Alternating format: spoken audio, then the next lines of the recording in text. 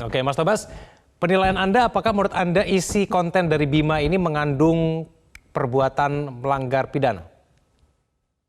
Ya, yang namanya kritik disampaikan dalam bentuk apapun itu bisa-bisa saja ya.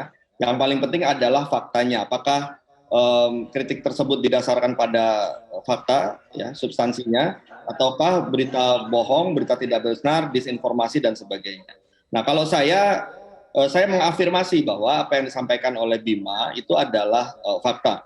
Kenapa saya mengalami sendiri bagaimana jalan-jalan di Polres Lampung ini memang banyak ada kerusakan, ya, utama jalan provinsi, jalan kabupaten dan jalan desa. Selain itu juga setiap saya berkeliling bertemu dengan warga di berbagai pelosok daerah, di desa-desa dan sebagainya, setiap saya tanyakan apa yang menjadi masalah dari masyarakat di desa ini. Di semua masyarakat yang saya temui, semuanya pasti ada pernah menyebut soal jalan yang rusak. Di samping problem-problem lain, ya, soal pupuk, soal perdagangan dan macam. Tapi selalu tidak ada satupun yang tidak mencantumkan persoalan jalan rusak ini sebagai problem yang dialami oleh warga di desa-desa ini. Nah, oleh karena itulah maka dari dua ukuran ini, yang pertama saya melihat sendiri, saya mengalami sendiri karena saya berkeliling ke berbagai tempat, berbagai pelosok di Lampung ini, saya mengalami sendiri jalan rusak itu. Yang kedua, dari masyarakat pun juga begitu. Nah, oleh karena itulah, karena apa yang disampaikan oleh Bima ini secara substansi adalah fakta, ya, terlepas dari caranya macam-macam.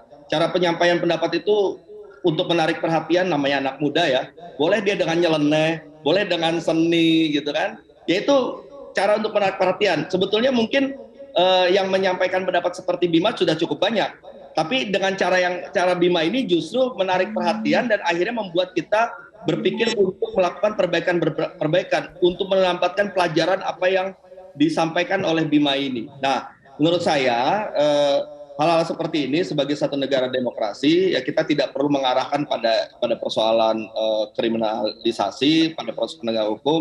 Justru sebaliknya, ini menjadi pelajaran bagi kita semua sebagai penyelenggara negara untuk menampung aspirasi ini dan kemudian membahasnya dan mencari solusinya. Kemarin tanggapan dari Pak Kapolda sangat baik, ya. Pak Kapolda melihat ini sebagai satu kritikan yang juga harus kita empowering masyarakat, ya, untuk kita bersama-sama mengawal pembangunan di Lampung untuk lebih baik lagi. Saya yakin pihak kepolisian pun juga tidak akan gegabah untuk menindaklanjuti secara hukum, ya, karena ada yang lebih substansi lagi, yaitu bagaimana ke depannya yang harus kita lakukan dalam rangka menangkap aspirasi dari masyarakat ini.